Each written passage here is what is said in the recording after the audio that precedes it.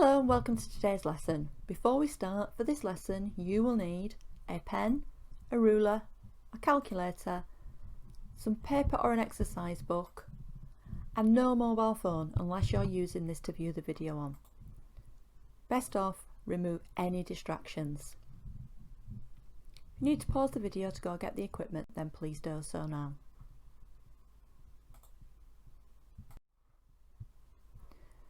In today's lesson, we are going to look at calculating resistance. We're still on our topic of how do magnetic fields produce electricity, but in this lesson we're going to look at how do you use equations to calculate resistance and potential difference. So to start today's lesson, let's have a look at a little starter to get us thinking and remembering the stuff that we've done in previous lessons. Can you match the symbol to the value, its units and its unit symbol? 1 minute, off you go.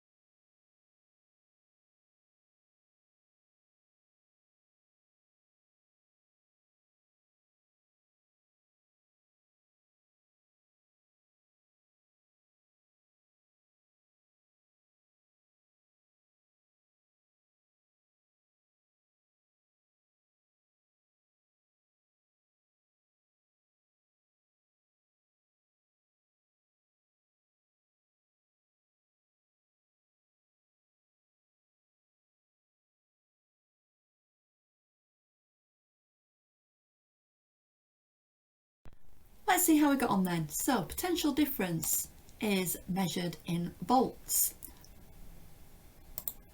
Resistance is measured in ohms and current is measured in amps. The symbol for amps is A, the symbol for volts is V, and the symbol for ohms is the Greek letter omega. You need to pause the video to correct your answers, then please do so. Okay, so we've just in our starter looked at symbols, and sometimes we use symbols to make mathematical equations easier. So the symbol for resistance is R, the symbol for potential difference is V, and the symbol for current is I.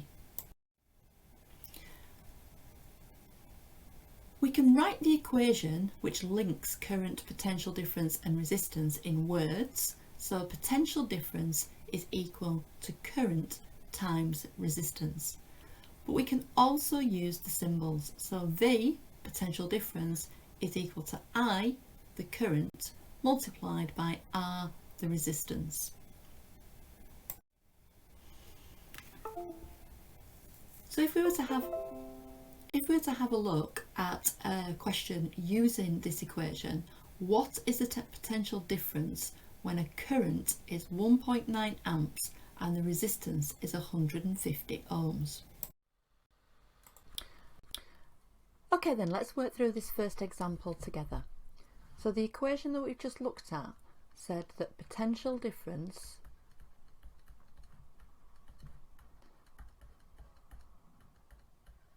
is equal to current times resistance. The first thing you do is write down your equation. Then you fill in the values that you know. So the thing that we're trying to calculate is the potential difference. So we have nothing for that. So we have potential difference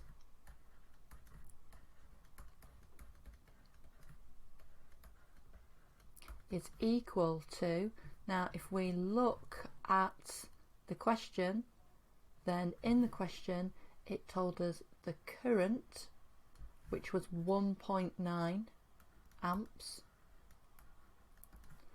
and it also told us the resistance, which was 150 ohms. So we now do that sum, and we can use a calculator, always use a calculator in science. So the answer to that is 285. So potential difference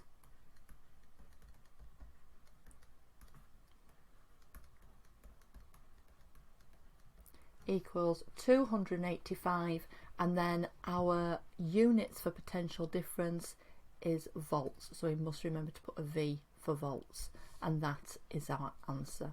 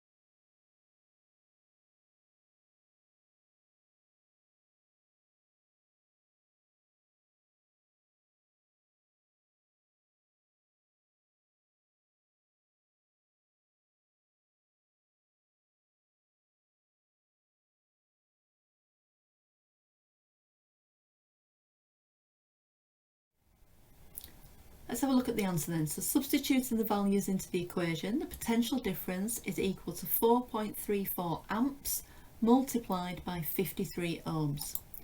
And that gives us a potential difference of 230.02 volts, remembering that the units for potential difference is volts. Okay, so here's the third example. This one, a little bit more trickier because it's given you the resistance in kilo ohms. So you need to think about how many ohms are in a kilo ohm. So because of that, I'm going to give you 2 minutes to have a go at this one.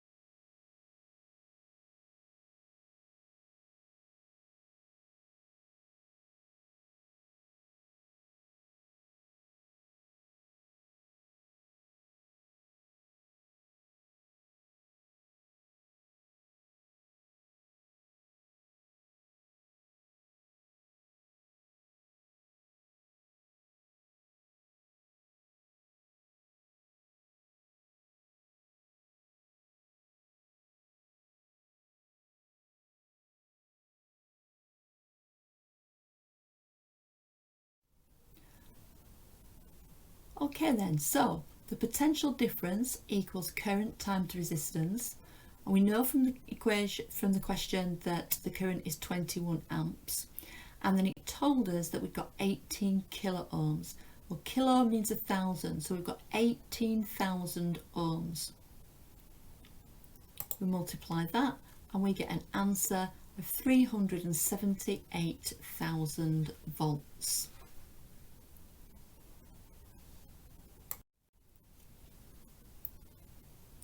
Okay, so in this example, we're being asked to calculate the potential difference using a circuit diagram.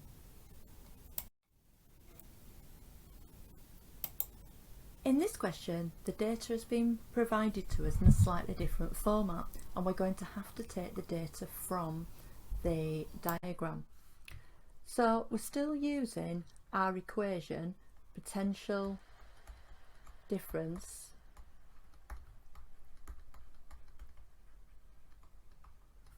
equals current times resistance.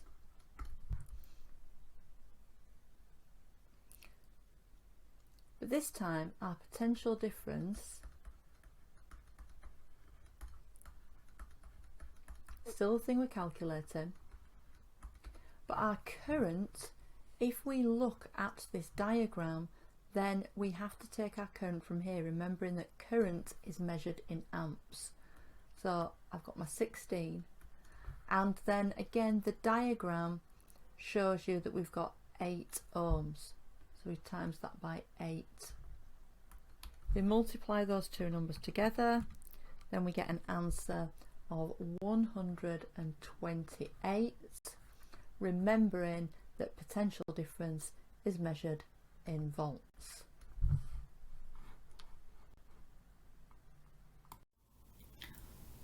Okay, so here's another one in a diagram format. I'd like you to have a go at this one, and I'm going to give you 2 minutes to do that.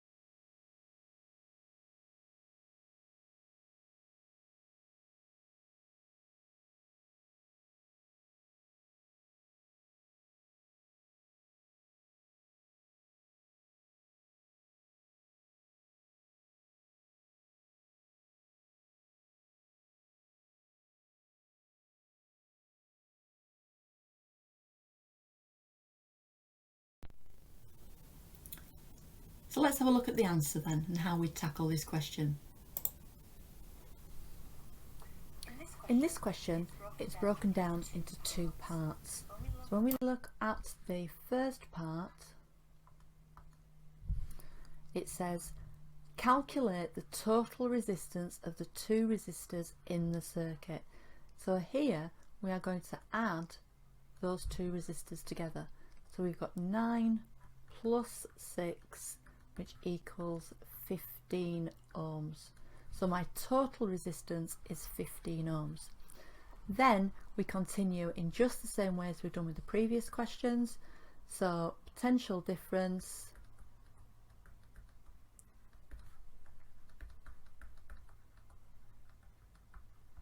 equals current times resistance.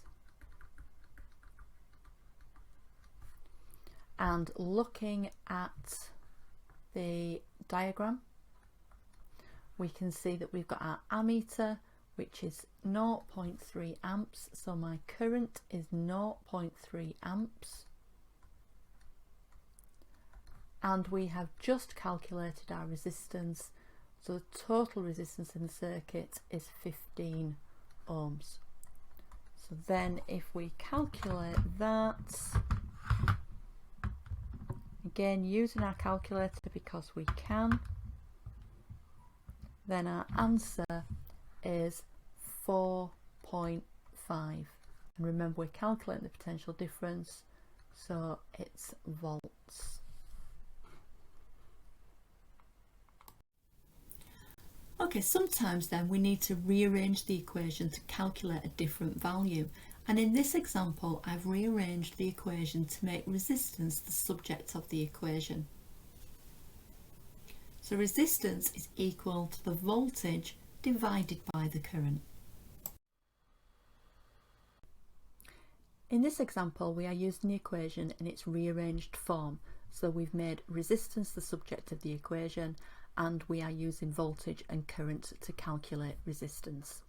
So just as in the same way as before, we can take our values from the equation. So our voltage is 4, so we've got 4 volts divided by our current, which is 20 amps. Use our calculator to calculate that, and we have an answer of 0.2. But we have now calculated resistance, so our units are ohms.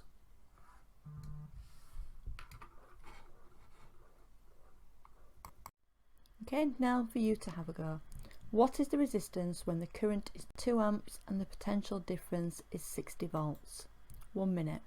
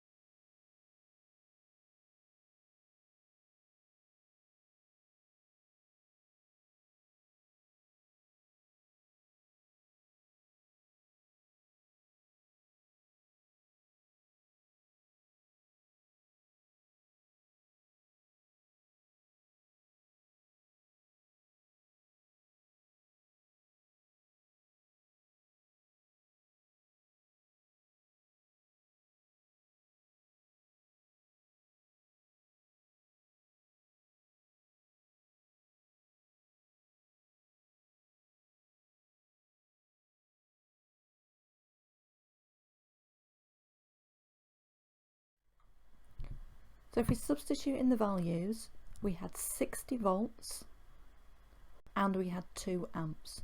So the voltage divided by the current is 60 divided by 2, which is 30 ohms. Time for you to have a go at another one. This one a little bit more complicated. So look at the current. This time the current is in milliamps. 2 minutes.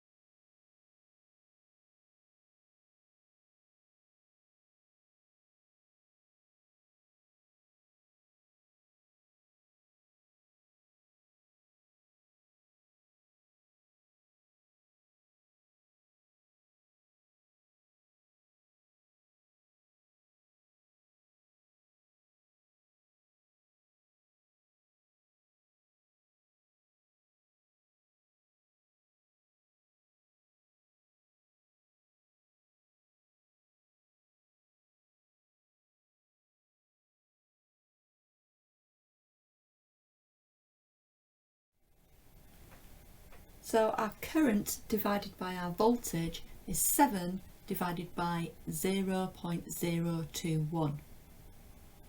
If we put that into our calculator, we get a resistance of 333.3 ohms.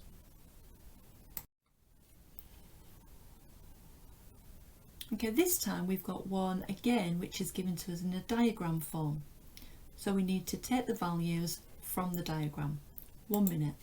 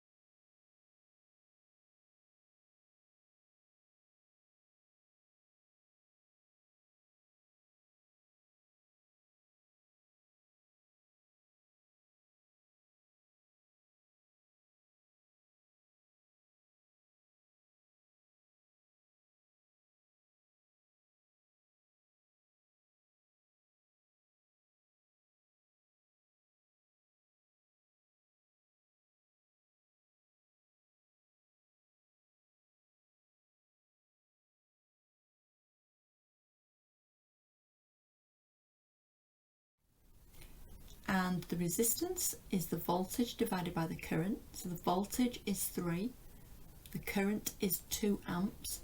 3 divided by 2 equals 1.5 ohms. This one's a little bit more complicated. Lots of information on the diagram, and ultimately we're going to try and find out Q. It's a little bit of a problem for you to solve, so I'm going to give you 2 minutes to do this one. If that's not enough time, just pause the video.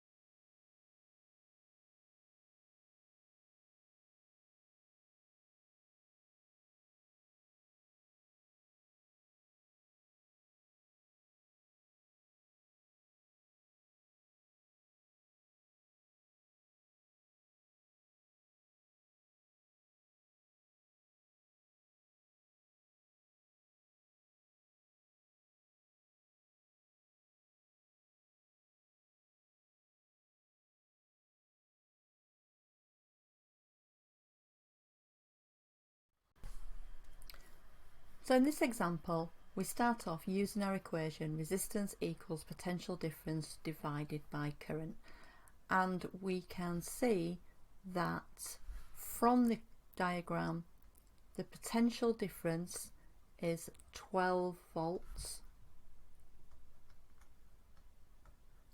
and our current is 1.63 amps.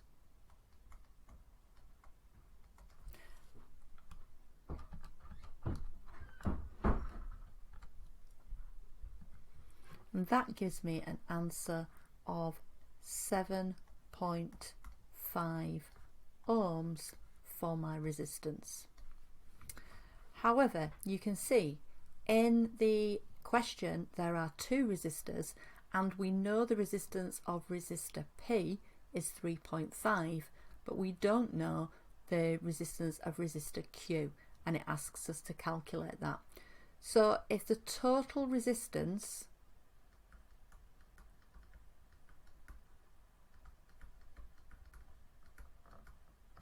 equals P plus Q, and we've just worked out the resistance for the circuit is 7.5 ohms, and we know from the diagram that P is 3.5 ohms, and that plus Q is 7.5. So if we take away 3.5 from both sides of this equation, then we end up 7.5 minus 3.5 equals Q. So 4 ohms is the value of Q.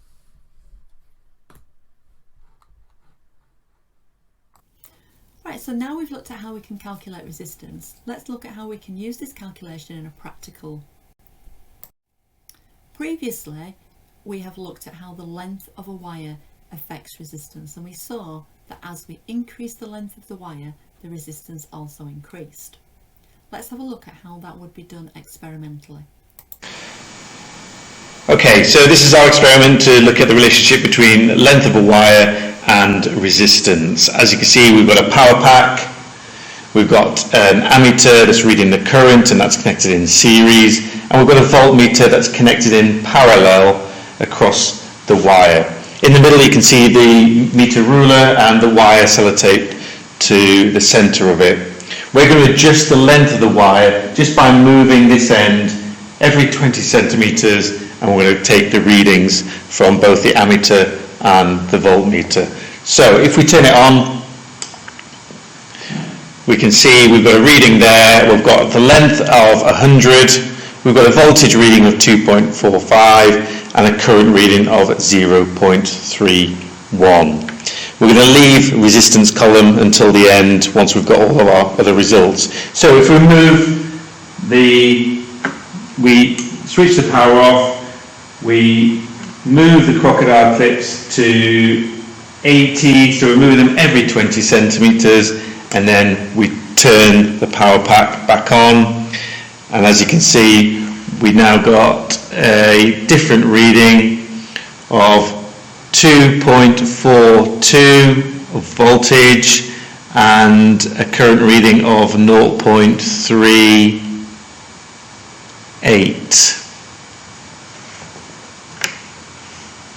We then turn the power pack off, and then we move the crocodile clips another 20 centimetres down to 60. We turn the power pack back on. We've got 60 centimetres. We've got a voltage reading of 2.38 and a current reading of 0.48 at 60 centimetres. We then turn the power pack back off, and we move the crocodile clips another 20 centimetres down to 40 centimetres. We then take the readings.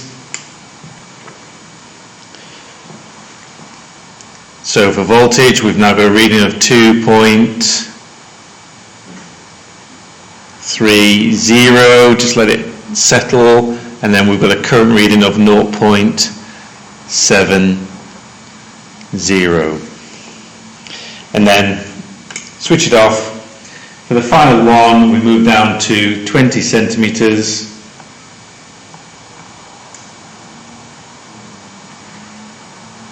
Turn the power pack back on, and there we can see we've got a voltage now of 2.04 and a current reading of 1.29. So there we've got a full set of results. We could probably see certain patterns forming with the current. But for this particular experiment, we're looking at the length of the wire, and we're going to compare that against the resistance. So we're now going to calculate resistance. Okay, so during the practical then, Mr. Cooper recorded the potential difference and the current for a number of different lengths of wire. Let's look at now how we would tackle calculating the resistance. Okay, so now we're going to pull a set of results.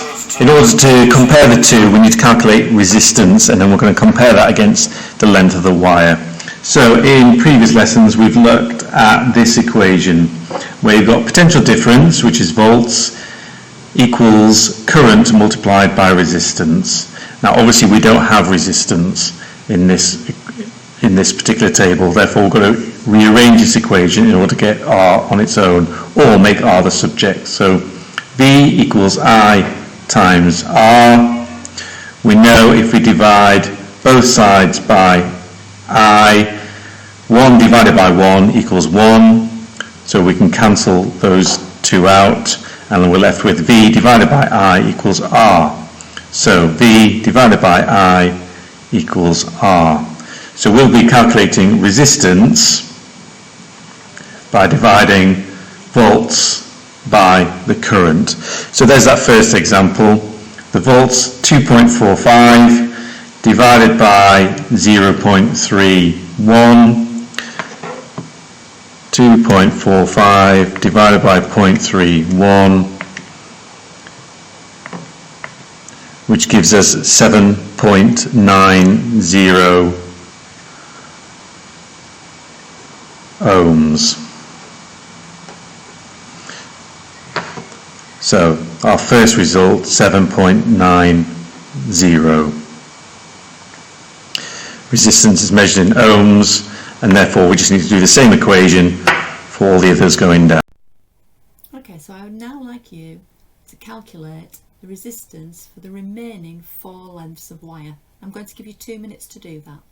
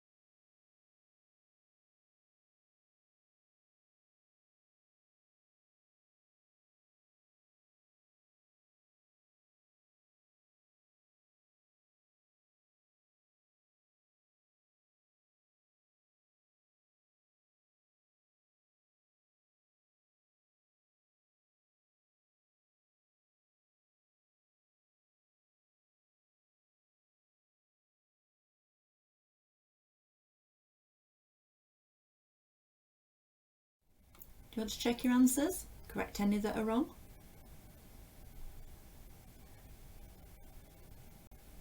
That's great, well done. Okay, so in previous lesson we looked at the graph that showed the relationship between the length of wire and resistance. So if we were going to construct a graph like that from the results we've just seen, then we would have a graph where our independent variable, the thing that we changed, the length of the wire, is on the bottom on the x-axis. We would then use the y-axis for our resistance, the dependent variable, the thing that we calculated in this case. Please note, we've also included the units on the axes of the graph. This is really important. We then put our scale, making it as sensible as possible, and plot our points using the results that we've just calculated. And finally, a straight line that in this case would go through the origin, because when there is no wire there is no resistance, and we would plot a straight line through most of the points. You can see one or two are just slightly off the line, but a line of best fit using a ruler doesn't necessarily go through every point. And that's it for today. Hope you've enjoyed it and look forward to seeing you next lesson. Bye.